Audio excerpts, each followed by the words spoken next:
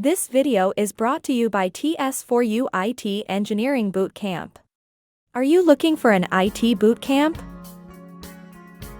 In your journey with TS4U, you will get workshops and tasks every week, hands-on practice, technical tests and tasks, show and tell, mock interview. And we get paid fully only when you get a job.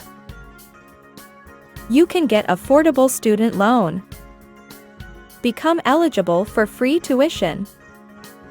We offer industry-demanding IT boot camps. Join now and start your IT engineering journey today with TS4U.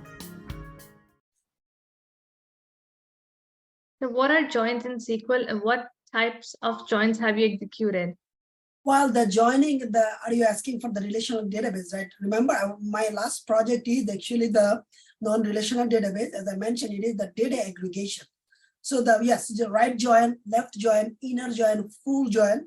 Yes, one of the project was it is the relational database.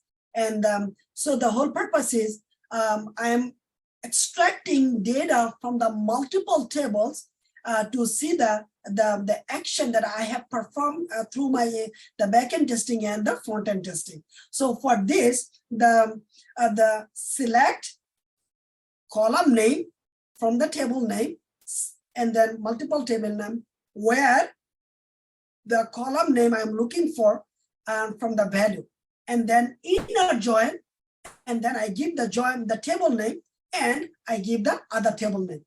I run the query, then I can see both tables show me the match the data on the row.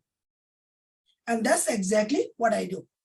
Maybe I did not tell you the exactly syntax, but the whole purpose is that I'm extracting the data from the multiple tables because I have performed my testing on the multiple functionality on the front end and the back end.